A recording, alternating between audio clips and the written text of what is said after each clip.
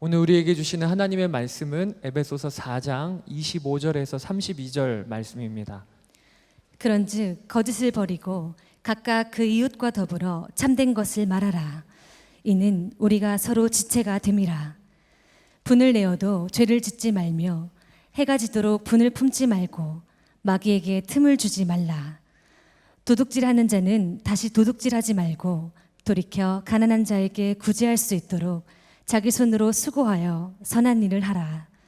무릇 더러운 말은 너희 입 밖에도 내지 말고 오직 덕을 세우는데 소용되는 대로 선한 말을 하여 듣는 자들에게 은혜를 끼치게 하라. 하나님의 성령을 근심하게 하지 말라. 그 안에서 너희가 구원의 날까지 인치심을 받았느니라. 너희는 모든 악독과 노함과 분냄과 떠드는 것과 비방하는 것을 모든 악의와 함께 버리고 서로 친절하게 하며 불쌍히 여기며 서로 용서하기를 하나님이 그리스도 안에서 너희를 용서하심과 같이 하라.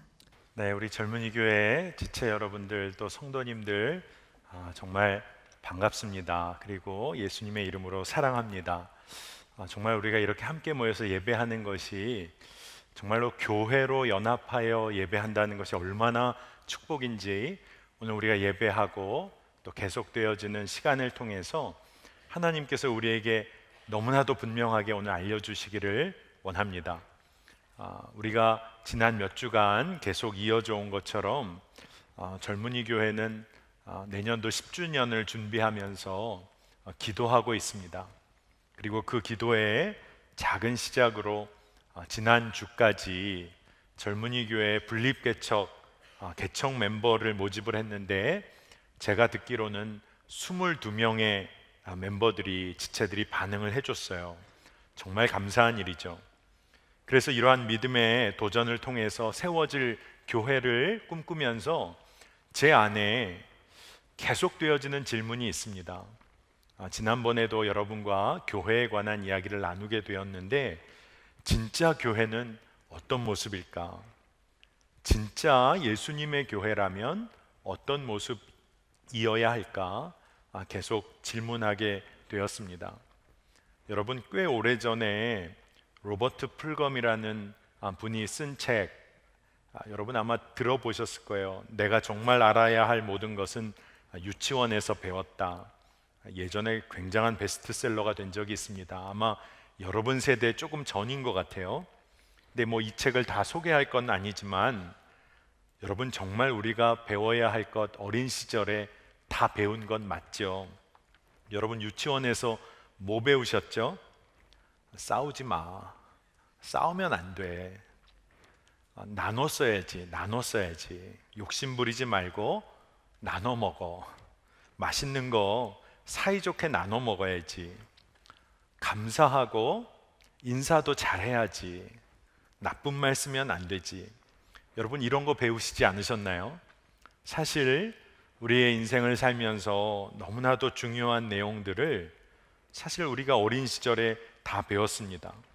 우리가 지금 성인이 되었는데 성인이 된 이후에도 정말 싸우지 않고 정말 나누어 사용하고 욕심 부리지 않고 서로를 섬기고 그리고 우리 청년들에게는 아직도 적용될지도 몰라요.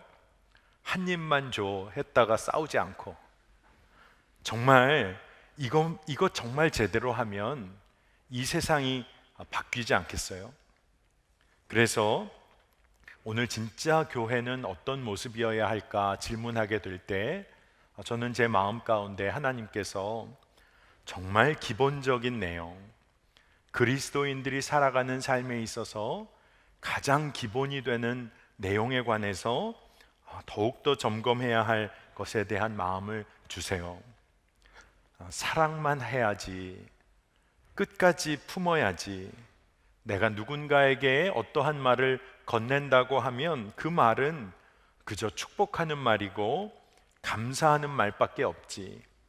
이것이 우리 교회 안에서 우리 안에서 벌어지는 관계, 사건들이 되면 좋겠습니다. 그런데 여러분 우리 교회는요, 교회는 정말 많은 사람들이, 다양한 사람들이 모여들죠.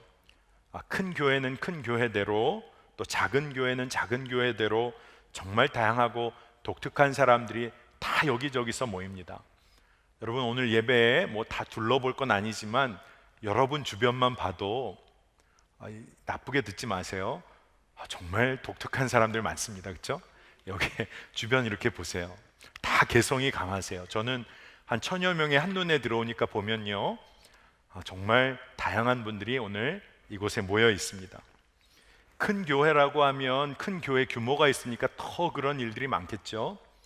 그리고 작은 교회는 작은 규모이다 보니까 정말 개성 강한 분들이 더 두드러져 보이지 않겠어요?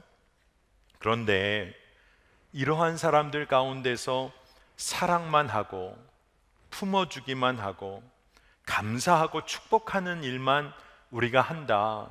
이것이 정말 어떻게 가능할까요? 어떻게 하나님의 백성으로서의 삶이 구체적으로 드러날 수 있는 걸까요? 여러분 이런 질문을 마음속에 한번 깊이 한번 생각해 보시면 좋겠어요. 어떻게 사랑만 하고 용서만 하고 살 수 있을까? 세상은요, 사랑만 하고 살자, 용서만 하고 살자라는 이러한 우리의 마음, 우리의 생각을 구질구질하다고 가르칩니다. 세상이 우리를 어떻게 가르치지요? 나쁜 남자가 멋있다고, 착한 청년 개성 없다고 그렇게 가르치잖아요. 정말 그런 것, 우리의 생각과 사고를 다스릴 때가 있잖아요. 여러분, 우리가 정말 사랑하고 용서만 하고 살 수는 없는 걸까요? 우리가 교회 안에서 예수님을 따르는 자들 안에 정말 이 일이 불가능한 건가요? 오늘 저는 말씀을 준비하면서 에베소서에 있는 말씀 중에 오늘 본문의 32절 말씀이 아주 강하게 붙잡아졌어요. 제가 32절 말씀을 읽어보겠습니다. 서로 친절하게 하며 불쌍히 여기며 서로 용서하기를 하나님이 그리스도 안에서 너희를 용서하심과 같이 하라. 그리스도 안에서 너희를 용서하심 같이 행하는 삶. 여러분, 다시 말해서 우리가 용서받은 자임을 잊지 않고 누리고 경험한 자들이 사실 용서만 하고 살 수 있는 겁니다. 교회가 교회됨의 기초, 교회로서 행하는 모든 일의 가장 큰 동기는요, 하나님께서 나를 향해 베푸신 그 사랑이 믿어지고 내가 용서받은 죄인이라는 것이 누려지는 거예요. 여러분, 오늘 이곳에 있는 모든 분들의 마음과 심령의 깊숙한 곳에 내가 용서받은 죄인으로서 누리는 감격이 회복되기를 축복합니다. 여러분, 엎질러진 물을 담을 수가 없잖아요.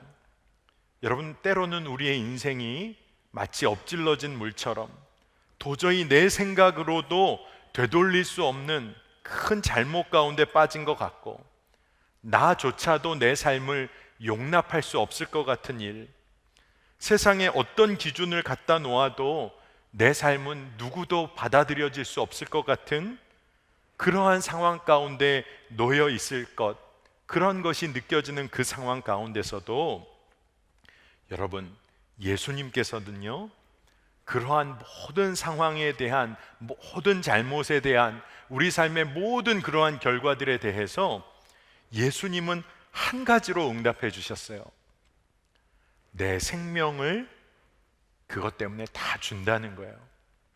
엎질러진 물 같이 보이지만 다시 시작할 수 있다고 주님이 말씀하세요. 그리고 주님이 하시는 일은 예수님의 생명을 주시는 거예요. 그리고 여러분들이 예수님 앞에 아이처럼 나온다면 예수님의 말씀은 딱 한 가지죠. 이 아이에는 아무 잘못이 없습니다. 제가 어제도 우리 청년교회를 담당하다 보니까 결혼 주례를 섬겼어요. 미리 약속이 돼 있던 그런 형편이라 외부에 가서 결혼 주례를 섬겼습니다. 우리 목사님들이 때로는 우스갯소리로 오해는 마십시오.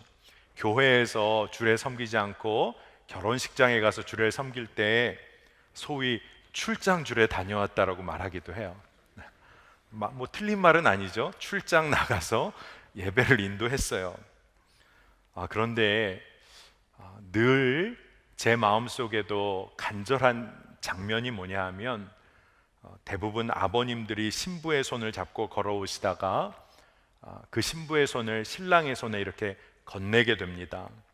아마 신랑은 이제 장인어른께 아주 깍듯하게 인사하고 그리고 손을 건네봤지만 대부분의 아버님의 표정은 그리 밝지는 않아요.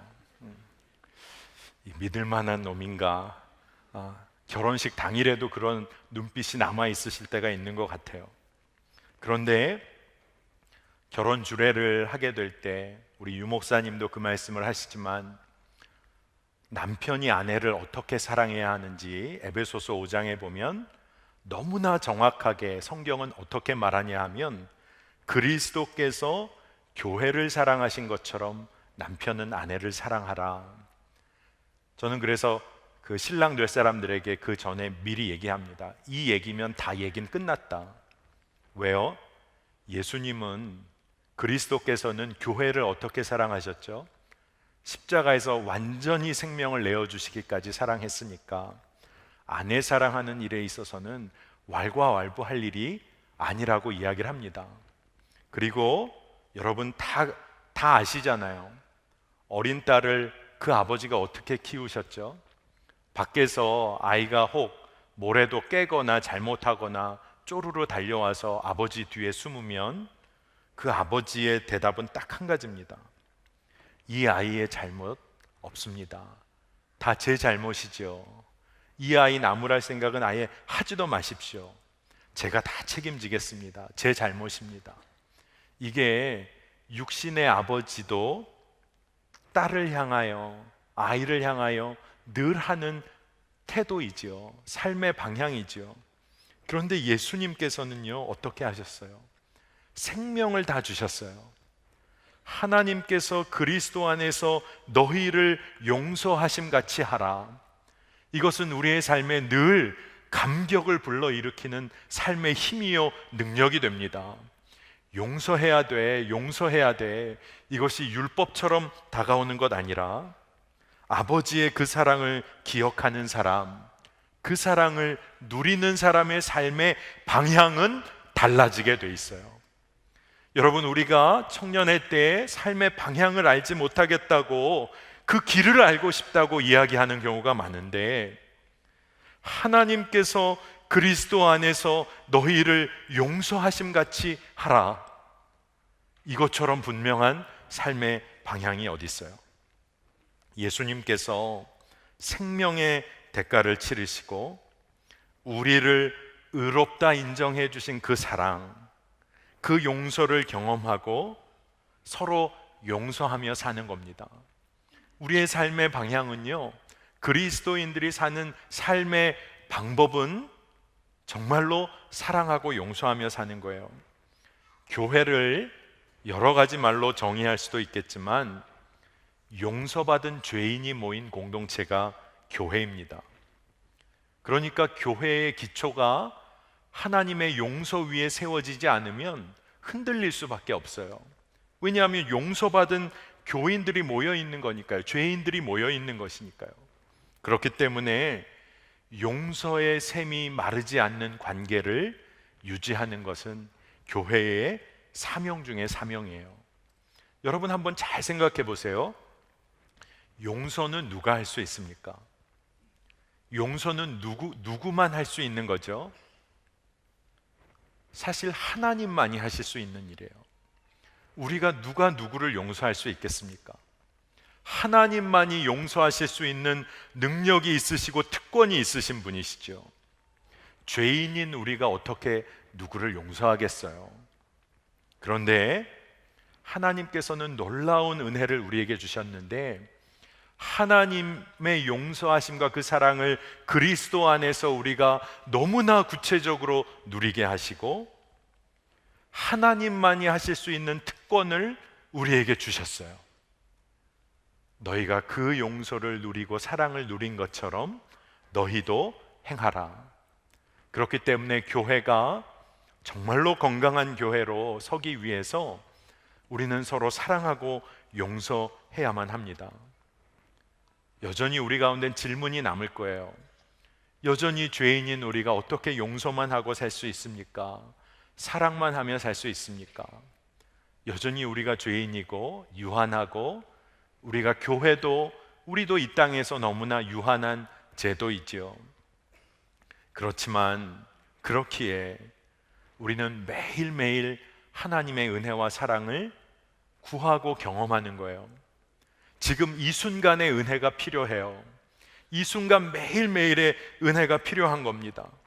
용서하고 사랑만 할 수 있는 방법이 우리 가운데 어디 있겠어요?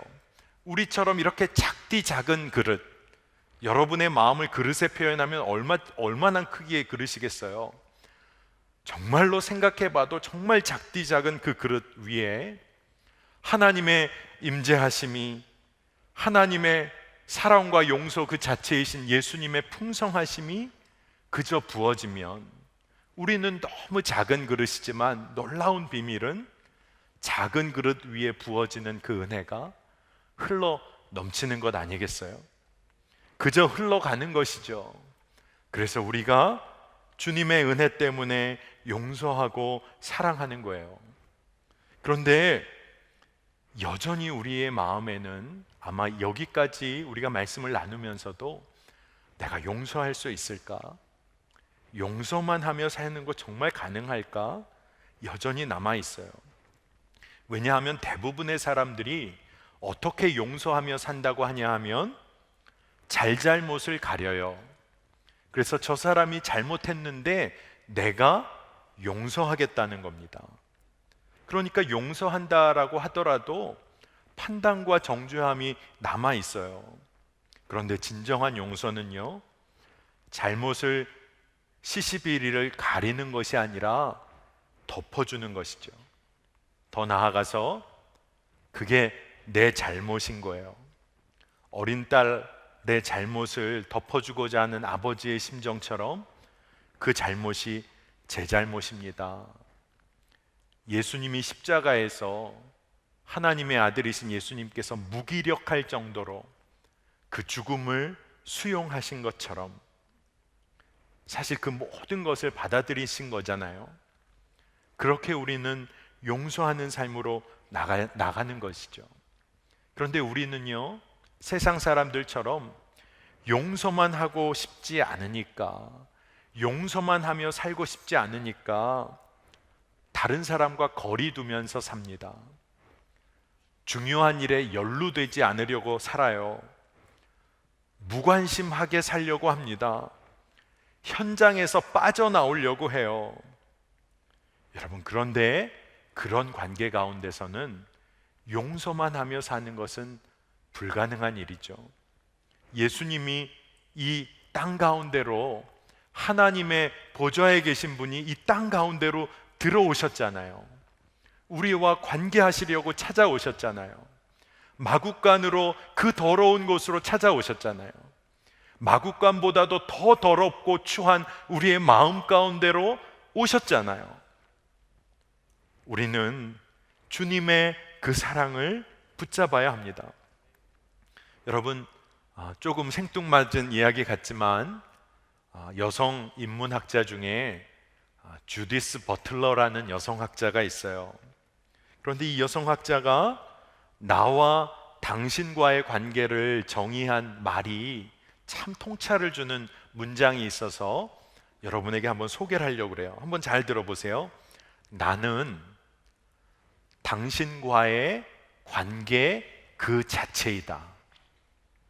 이 말은 무슨 말이냐면요, 당신과의 관계 그 자체가 나라는 거예요. 지금까지 우리가 세상을 사는 방식은 나는 나고 너는 너야, 내 삶은 내 삶이고 너 삶은 너 삶이지, 이렇게 살아왔다는 거예요. 그런데 이 버틀러라는 여성학자가 I am my relation to you, 나는 당신과의 관계 그 자체입니다 라고 이야기를 했어요. 여러분, 이해가 잘 가는 말인지 한번 들어보세요. 나는요 이제 당신과의 관계 그 자체이기 때문에 당신이 없으면, 너라는 존재가 없으면 나는 설명될 수가 없어요. 너라는 존재가 없으면 나의 삶의 인생은 설명이 불가능해요. 당신이 없으면 나는 있을 수 없는 존재예요. 그렇기 때문에 나는 당신의 경쟁 상대가 아니라 내가 당신을 품어주고 이해하고 사랑하고 용서해야 할 대상이 되는 거예요. 여러분, 사실 하나님을 통해서, 예수 그리스도를 통해서, 우리 안에 역사하시는 성령님을 통해서 주님께서 알게 하시는 것은 우리가 사랑 안에서 한 몸이라는 것입니다. 여러분, 아마 이런 일화를 들어보신 적이 있을 거예요. 어느 인류학자가 아프리카에서 아주 귀한 열매를 가지고 어느 한 부족을 방문하게 되었습니다. 그 부족 아이들을 연구하고 그 부족 아이들이 어떻게 반응할까를 보기 위해서 아프리카 안에서도 구하기 귀한 열매를 가지고 아이들을 불러놓고 이야기를 했다고 해요. 얘들아, 여기서 이제 너희들 달리기 시합을 할 텐데 달리기 시합을 해서 1등한 아이에게는 이 귀한 열매를 다 줄게. 근데 그 이야기가 맞춰지자마자 아이들이 달리기를 시작한 것이 아니라 갑자기 아이들이 와 하면서 소리를 지르면서 인류학자가 갖고 있는 그 바구니 앞으로 와서 아이들이 다 함께 그 열매를 나누어 먹었다는 거예요. 아마 그 인류학자가 좀 황당했을 것 같아요. 아이들이 소리를 지르면서 와가지고 그 과일을, 바구니를 가져가더니 아이들이 다 함께 나눠 먹었다는 겁니다. 인류학자가 당황해서 나중에 아이들에게 물어봤어요. 너희들은 왜 1등이 돼서 이것을 한 사람이 다 가지려고 노력하지 않았니? 하고 아이들에게 물어봤다는 거예요. 그랬더니 아이들이 그 이야기를 알아듣더니 뭐라고 소리를 함께 치냐 하면 우분투, 우분투, 우분투, 우분투. 이것은 남아공의 반투족의 언어인데, 인사말인데, 우분투라는 말은 우리가 있기에 내가 있어요, 우리가 있기에 내가 있어요 라는 인사말이에요. 그러면서 아이들이 이야기했다는 거예요. 혼자 과일을 먹으면 다른 아이들이 슬플 텐데 그러면 제가 행복하겠어요? 우분투, 우분투, 우리가 있기에 내가 있어요 라고 외치면서 아이들은 달리기 하는 것을 거부하고 그냥 열매를 나눠 먹었다는 거죠. 여러분, 사실 이 우분투라는 것은 여러분이 잘 아는 넬슨 만델라가 남아공의 화해 사역을 이끌어가면서 남아공에 예전부터 내려왔던 정말로 그 아프리카 민족의 중요한 가치를 전하기 시작해서 많은 세상의 사람들에게 알려진 내용이기도 합니다. 그런데 이것을 저는 오늘 그리스도인의 버전으로 바꿔보면 좋겠다는 생각이 있어요. 주님 안에서 우리가 함께 있기 때문에 내가 있는 것이죠.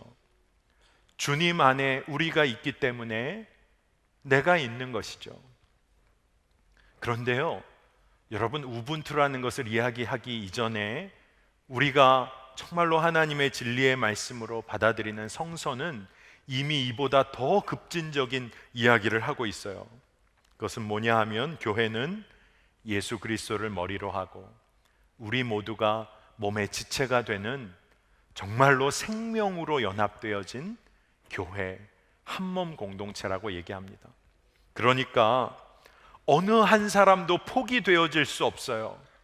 오늘 이 자리에 드리는 예배에 참여한 어떠한 한 사람도 포기되어질 수가 없어요. 교회에서는, 교회라면 어떠한 한 사람도 포기될 수 없다는 것, 이게 주님께서 오늘 우리에게 들려주시고 그 일을 이루어가라고 말씀하시는 줄로 믿습니다. 그렇기 때문에 교회는 사랑하고 품어내고 용서하는 일 위에 그 근본 기초를 놓아야 합니다. 모든 하나님의 백성으로서 우리가 삶을 살아가는 동기가 하나 있다고 하면 그것은 주님 안에서 하나님께서 우리를 용서하신 그 사랑에 기초하는 거예요. 여러분, 교회의 기초를 용서 위에 놓는다는 것은 구체적으로 뭘 말하는 걸까요? 설명하기보다 아마 이 표현이면 다 여러분의 마음 깊숙하게 새겨지리라 믿습니다. 제 허물이에요. 제 잘못입니다. 제 책임입니다. 여러분, 정말로 사랑하는 이의 허물에 대해서 내가 책임질 수 있다면 여러분, 그것은 기쁨이잖아요. 내가 정말 사랑하는 사람의 허물에 대하여 내가 덮어줄 수 있는 역할을 할 수 있다면 그것은 우리에게 기쁨이잖아요. 교회는 그런 관계 가운데 세워지는 것입니다. 젊은이 교회가 분립개척교회를 세우는 과정 가운데 있습니다. 정말 뭐가 필요할까 담당 목사로 생각할 때가 많아요. 예배 처소가 필요하겠지, 사무실 공간이 필요하겠지, 운영 비용이 필요하겠지, 교회 구성원인 바디가 필요하겠지, 실제적인 운영 용품들도 필요하겠지, 가구도 필요하겠지. 이러한 모든 것들을 생각하다가 오늘 말씀을 준비하면서 교회에 가장 필요한 것이 뭘까? 그것은 서로가 용서하고 품어내는 일이구나. 그것 위에 교회가 세워지는 것이구나. 정말 깨닫게 되었어요. 여러분, 젊은이 교회에 여러분이 리더가 아니어도 오늘 이 주일에만 와서 예배드리는 분일지라도 우리가 교회 가운데 마땅히 감당할 수 있는 일 한 가지가 있는데, 그것은 여러분의 삶의 자리에서 용서하고 품어내는 삶을 사는 거예요. 여러분, 누구나 할 수 있는 일입니다. 그런데 문제는 때로는 하기 싫은 일이기 때문에 그런 것이죠. 우리의 마음에 하나님은 이미 누구나 할 수 있는 일로 우리를 초대해 주셨어요. 그런데 문제는 하기 싫을 때가 많다는 거예요. 여러분, 그런데 오늘 우리 청년들이 정확히 알아야 할 내용이 있습니다. 청년 시기를 보낼 때 가장 어려울 때가 여러분 언제세요? 아마 마음대로 안 되는 것 같을 때, 인생 안에 내가 계획한 것 마음대로 안 되는 것 같을 때 마음이 찢어지듯 아프죠. 청년 시기의 특징을 말 한마디로 표현한다면 아마 마음대로 안 되는 시기, 아마 이렇게 말해도 과언이 아닐 것입니다. 그런데 인생을 살아가다 보면 마음대로 안 되는 일을 통해서 하나님이 우리를 훈련시키실 때가 많다는 것을 깨닫게 돼요. 내가 생각한 대로 안 되는 일을 통하여 하나님이 나의 성장을 다루시는 것을 경험할 때가 많아요. 정말 이상할 정도로 하나님은 우리의 삶을 이끌어 가시고 인도하실 때 내 마음, 우리 마음대로 안 되는 그 일을 통해서 하나님이 우리를 이끌어 가실 때가 많다는 것입니다. 여러분, 그렇다면 지혜를 가져야 돼요. 지금 당장 여러분 하기 싫은 일, 안 되는 일, 마음 먹은 대로 안 돼서 힘들어하고 있는 그 일 가운데 여러분 하나님의 정확한 인도하심을 붙잡아야 됩니다. 주님께서 주시는 마음의 초점을 놓치지 말아야 돼요. 우리 젊은이 교회에서는 사실 몇 년 전부터 유 목사님 통해서 요셉 프로젝트라는 말을 많이 들었어요. 요셉의 삶은요, 처음에 잘 나가는 것 같았지만 고난의 연속이었어요. 형제들의 시기와 질투 가운데 애굽에 팔려가고 감옥에 가고 보디발 아내로부터 누명 쓰고 뭐 되는 일이라고는 없었던 것 같아요.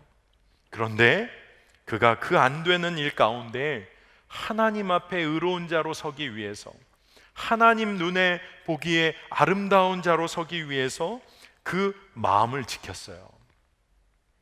하나님께서 그 길을 얼마나 그 모든 과정을 선하게 이끄셨는지를 우리는 창세기 마지막에서 접하게 됩니다. 사실 제가 부끄러운 고백이지만 어제 결혼 주례를 하러 갔는데 올라가면서 시간을 보니까 제가 결혼 주례할 결혼식 그 다음 타임 결혼이 딱 1시간 10분 뒤에 시작하는 거더라고요. 그러니까 마음에 좀 부담이 있었습니다. 아마 이렇게 진행 요원 하시는 여성 직원이 저를 보더니 막 반가워하면서 와요. 그리고 아주 계속 해주는 말은, 목사님 25분 30분 안에는 꼭 끝나야 됩니다. 반가운 얼굴로 계속 그 얘기만 해요. 마음이 정말 어려웠어요. 그런데 저도 뭐라고 합니까? 네, 뭐 오늘 축가가 두 개가 있긴 한데 그 안에 끝날 수 있도록 좀 해보겠습니다. 뭐 그렇게 말해야 되잖아요. 그리고 시작이 됐습니다. 축가가 왜 이렇게 긴지, 앞팀이 굉장히 긴 축가를 했어요. 그리고 또 한 축가는 신랑이 정말 사랑을 담아서 축가를 했습니다. 진짜 좋은 축가였어요. 신랑 중에 가장 잘 부른 축가 같습니다. 대부분의 신랑들이 감정이 울컥해서 가사를 잊어버리거나 음을 못 맞추거나, 저희 젊은이 교회 찬양팀 리더 출신도 처음에 음을 잘 못 맞추더라고요. 그러니까 신랑들은 축가를 안 하는 것을 제가 권합니다. 그런데 축가 시간에 갑자기 여직원이 저에게 살짝 다가오더니, 목사님 30분이 넘었어요. 축도는 짧게 해주세요. 그래서 제가 그냥 간단하게 대답했습니다. 축도는 원래 짧아요. 제가 대답을 해드렸어요. 혹시 모르실까봐. 그런데 시간이 좀 많이 지났습니다. 그리고 거기서 멈췄어야 되는데 제 마음에 저도 굉장히 프레셔를 받다 보니까 한마디를 덧붙였어요. 그래도 해야 할 것은 다 해야죠. 근데 제가 그것을 마음에 정말로 평안하게 전하지 못했던 것 같아요. 순간 제 마음에 하나님 주시는 마음이 있었어요. 야, 너 진짜 수준이 거기 있구나. 저도 마음 급하지만 이제 결혼 예배를 다 마치고 주님 주시는 마음이 있어서 그 직원의 앞에 가가지고 정말 수고하셨다고, 얼마나 조급했겠냐고 하면서 인사를 건넸습니다. 저도 모르게 손을 내밀어 악수를 청했어요. 굉장히 당황해하면서 저랑 악수를 했습니다. 그런데 그분의 얼굴이 이렇게 풀리더라고요. 저도 마음이 기뻤어요. 참 놀라운 것은 그분의 마음이 풀리고 저의 마음도 기쁨이 찾아왔다는 거예요. 근데 어제가 그런 날이었던 것 같아요. 오는 길에 택시 탔습니다. 행선지를 말했어요. 타고 나서 복정동이요.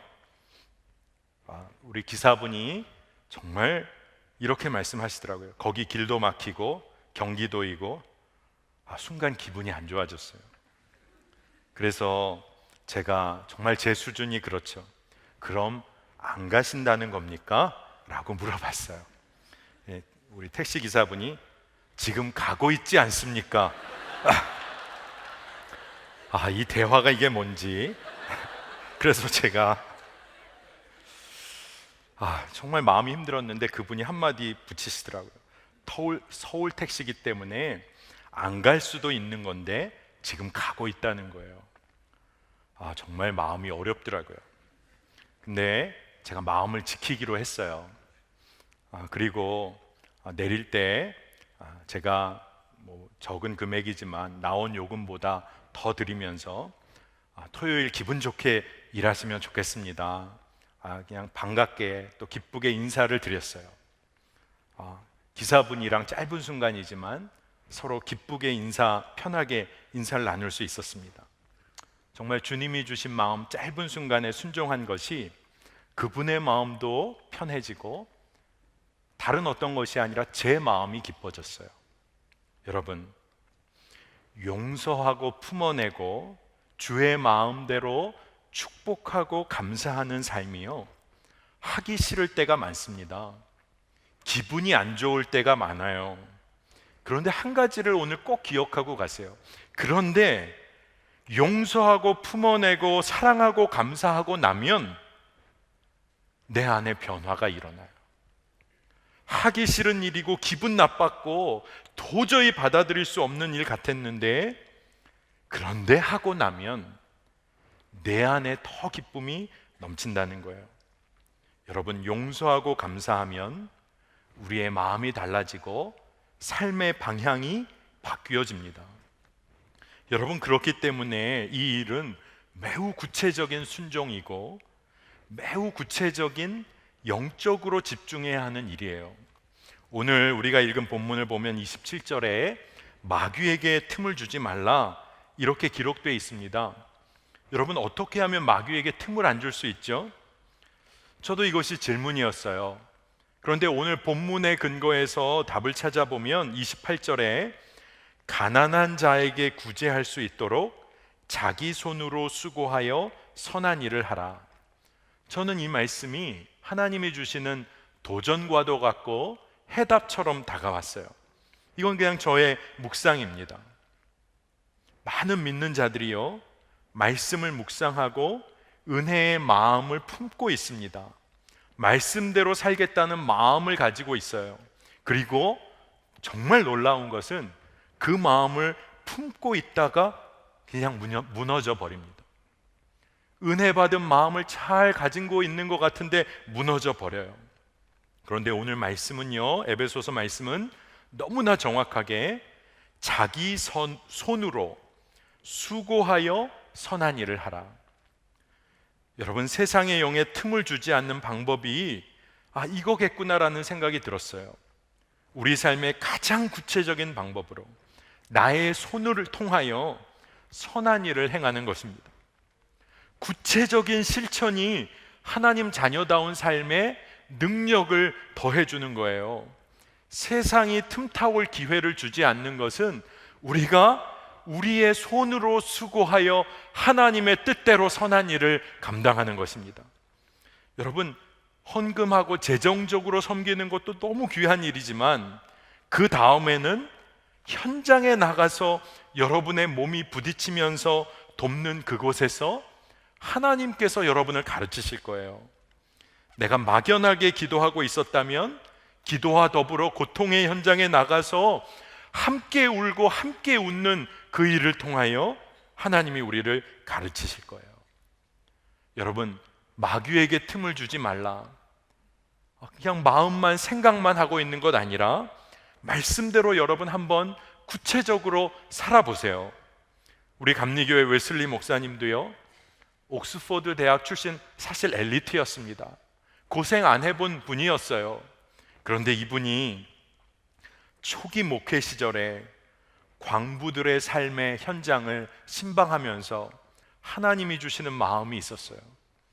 죄수들이 있는 교도소의 그 당시 영국 사회의 그 열악한 현실 가운데 신방하면서 아픈 이들의 현실이 마음에 다가왔어요. 그가 직접 그의 손과 발을 통하여 그들을 만났을 때 하나님이 열어주시는 눈이 있었고, 그래서 더욱 분명하게 하나님을 사랑하고 이웃을 사랑해야 할 삶의 방향을 그가 붙잡았어요. 여러분, 구체적으로 여러분의 손을 통하여 선한 일을 감당하면서 하나님의 임재하심을 경험하기를 축복합니다. 여러분, 오늘 셀들이 이렇게 7개 셀이 세워졌는데 하나님은 기가 막히신 분이다 라는 생각이 들었어요. 여러분, 가장 작은 삶의 순간순간마다 하나님의 뜻대로 반응하려고 해보세요. 가장 낮은 자들 섬기려고 해보세요. 주님이 왜 돕지 않으시겠어요? 전도의 현장에 나가보세요. 하나님께서 그 복음의 말씀을 전하는 이에게 왜 능력으로 임하지 않으시겠어요?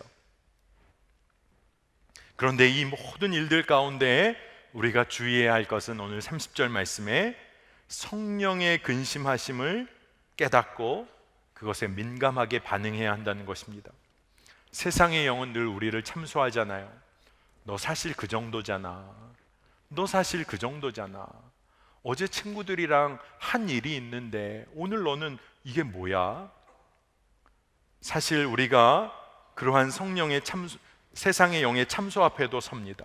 하지만 더 근원적으로는 성령의 근심하심을 깨닫게 되는 것이죠. 그럴 때 한 가지 중요한 게 있어요. 성령의 근심하심을 깨닫는 것은 여러분이 영적으로 건강한 증거잖아요. 그렇다면 성령의 근심하심을 깨닫고 어떻게 반응하느냐가 중요한 것입니다. 냉소와 무기력에 빠져서 세상의 영의 참소 가운데 빠져들 것인가, 아니면 다시 한번 믿음으로 도전하고 용서하고 사랑하는 삶에 도전할 것인가? 여러분, 하나님께서는 우리를 용서하시고 우리를 용서하는 자의 특권을 우리에게 주셨어요. 여러분, 오늘 그것을 붙잡으시기를 바랍니다. 여러분, 그것을 붙잡고 하나님의 은혜 가운데 거하시길 바라고 여러분의 삶이 교회의 기초석이 되기를 축복합니다. 오늘 말씀에는요, 용서하는 삶과 대조되는 삶 하나가 굉장히 두드러지게 드러나요. 저는 말씀을 준비하면서 그것이 26절 말씀에 드러나는 분을 내는 삶이라는 생각이 들었습니다. 용서만 하는 삶과 정말 오늘 본문에 대조되는 삶은 분을 내는 삶이에요. 26절 말씀을 보면 분을 내어도 죄를 짓지 말며 해가 지도록 분을 품지 말고. 여러분, 이 중에도 분 잘 내는 분 혹 계실 거예요. 없다고는 하지 마십시다. 왜냐하면 제가 분을 잘 내요. 제가 다혈질 중에 다혈질입니다. 그런데 저는 때로는 의로운 분노라고 포장할 때가 있어요. 그런데 정말 하나님으로부터 온 의로운 분노라면 정말 끝에는 사랑하고 품어내는 것밖에 남지 않겠죠. 그런데 대부분 우리들은 그렇지 못해요. 왜 그렇죠? 자기 만족이나 자기 기준을 따라서 자기 의를 주장하면서 분노하니까 끝까지 사랑으로 품을 수가 없는 거예요. 그런데 오늘 말씀을 여러분 꼭 기억하세요. 분을 품어도요, 오늘 말씀은 분을 내어도 죄를 짓지 말며 해가 지도록 분을 품지 말고. 사실 이 말씀도 마귀에게 틈을 주지 말라는 말씀입니다. 여러분, 하루를 넘기지 말라는 말씀이에요. 이 말씀은 정말 의미심장한 말씀입니다. 여러분의 삶이 이 땅에서 언제까지 이어질지는 이곳에 있는 사람은 아무도 장담하지 못해요. 제가 지난주에 젊은이 교회 예배는 참석하지 못했습니다. 일부 예배만 참석을 했는데 그 이유는 지난주에 저희 장인어른 되시는 분이 정말 갑작스럽게 하나님의 부르심을 받으셨어요. 도저히 예상도 못했던, 바로 75세 생신 바로 다음 날 점심에 방송국, 예전 방송국 동기들과 식사하시다가 그리고 차를 드시면서 거의 주무시듯이 그냥 세상을 떠나셨습니다. 너무 갑작스러운 부르심이라 온 가족들 어려웠지만 정말 우리 성도들과 지체들의 기도로 장례를 잘 마쳤어요. 그런데 다 시간이 지나고 보니까 갑작스러운 부르심이었지만 감사했던 것은 그 떠나신 자리가 너무 깨끗하고 아름다웠다는 것이 자녀들의 감사의 제목이 되었습니다. 여러분 어떠세요? 갑작스럽게 하나님께서 나를 부르신다고 하면 여러분 방에 누가 나중에 들어가면 방이 어떨 것 같아요? 저는 요즘에 그런 생각합니다. 책상 서랍 정리 잘하고 살아야겠다. 어느 순간에 누가 내 책상 서랍을 열어봤을 때 경악하고 놀라면 어떡하나, 잘 정리해야지. 그런 것처럼 우리가 매일매일 우리의 삶을, 하루를 정리할 때 내가 품었던 분을 내려놓고 매일 용서함으로 하루를 정리하고 매일 베풀고 사랑하지 못했음을 주님께 회개함으로 하루를 마무리하는 것, 이것이 정말 은혜 중에 은혜겠구나 라는 생각을 했습니다. 여러분, 우리의 삶의 마지막 순간이 갑자기 다가왔을 때 여러분, 지금처럼 우리가 살고 있다면 우리의 삶을 남은 자들이 어떻게 기억할까요? 지난밤 징하게 싸우고 그 다음 아침 하나님의 부르심 받는다면 입안에 욕설 가득, 마음에 분노 가득, 그 채로 주님 만난다면 얼마나 끔찍한 일이겠어요. 그게 아니라 용서만 하다가 여전히 부족해서 그날 내가 분을 품었어도 그날 밤에 그 분을 주님의 십자가 앞에 내려놓고 내가 기도하고 하나님 앞에 정리하고 하루를 보낸다. 여러분, 이것은요 내가 누군가를 용서하고 품어줬기 때문에 내가 누군가에게 뭔가를 베푼 것 아니라 잘 알아야 합니다. 사실 남을 위한 것 아니라 하나님이 우리를 위하여 용서하라고 하시는 거예요. 용서만 하고 사는 삶, 사랑만 하고 사는 삶, 이건 사실요, 주님의 사랑 안에서 보면 우리를 주님께서 용서만 하시고 사랑만 하시겠다는 약속 중에 약속이라는 겁니다. 여러분, 그렇기 때문에 여러분, 우리가 정말 용서만 하고 사랑만 하는 삶으로 나아가길 원합니다. 예수님은 우리가 용서하고 사랑하는 우리의 그 삶 가운데 구원의 언약의 기초를 놓기 원하세요. 우리는 오늘 교회로 모였습니다. 로널드 사이더라는 신학자가 교회는 세상을 향하여 무제한의 책임을 지는 공동체다라고 말을 했어요.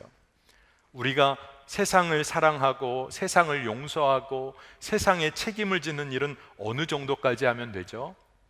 그냥 보기 좋을 정도 하면 됩니까?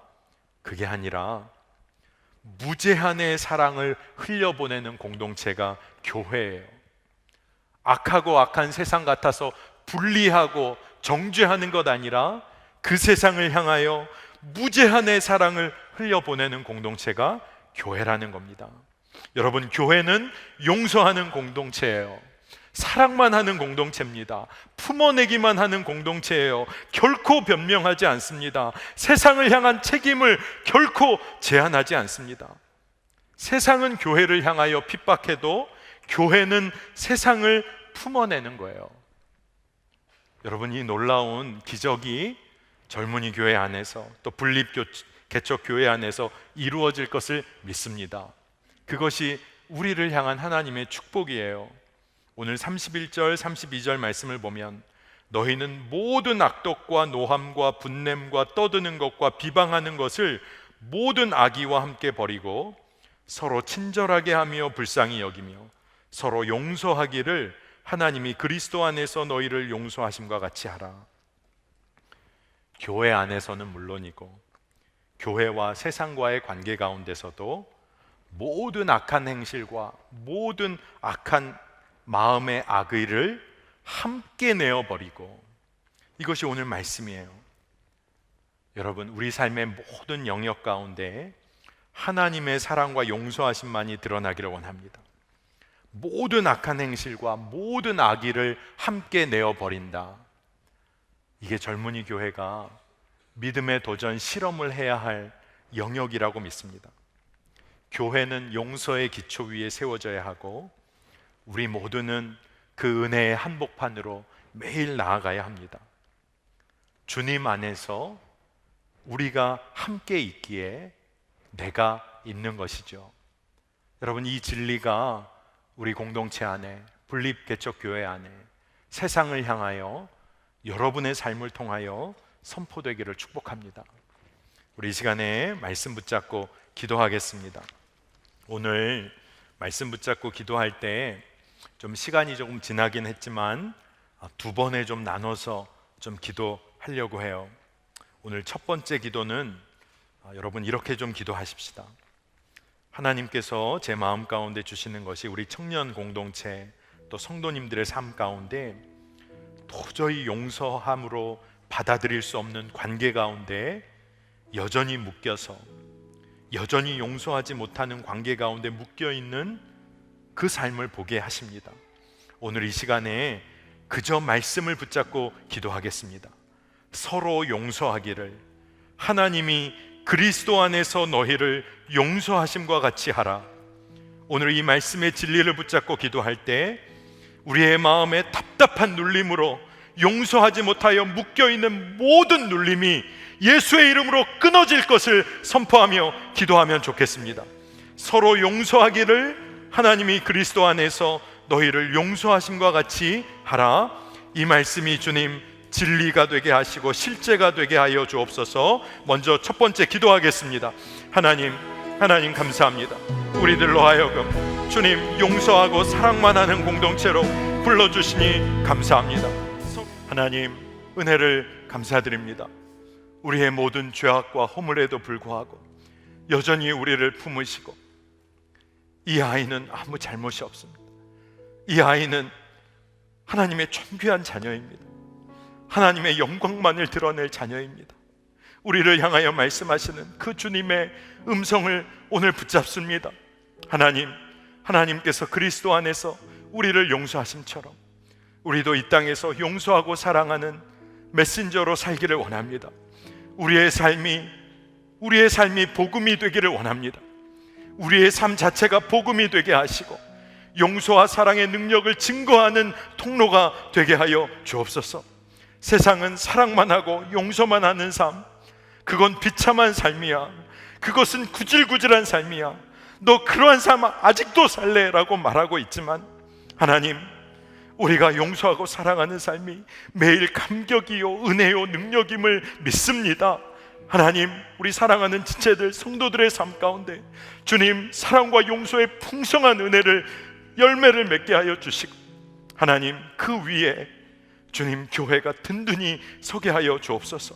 하나님, 특별히 이 땅 가운데 주의 부르심에 순종하여 열방에 나가 있는 선교사님들을 위하여 기도합니다. 저들이 있는 곳에서 저들이 사랑과 화해의 사역자로, 용서의 복음, 용서의 화해자로 그 사명 온전히 감당하게 하시고, 이곳에서 끝까지 기도로 중보하게 하시며, 북한과 주님이셔 주의 복음에 주님 핍박을 가하는 주님 열방 가운데 하나님의 성도들의 기도가 불일 듯 일어나게 하시고, 복음의 연합이 있게 하시고, 사랑과 용서의 증거들이 일어나게 하여 주시옵소서. 오늘 주님을 사랑하고 교회를 사랑하고 주님 가장 선한 일에 쓰임받기를 원하며 구별된 예물을 올려드린 우리 지체들 성도들의 마음의 중심을 주님 보시고, 주님 필요한 것을 채우시고 저들의 삶이 하나님의 영광의 통로가 되게 하여 주옵소서. 감사드립니다. 모든 것 주께 영광 올리며 예수님의 이름으로 간절히 기도합니다. 아멘.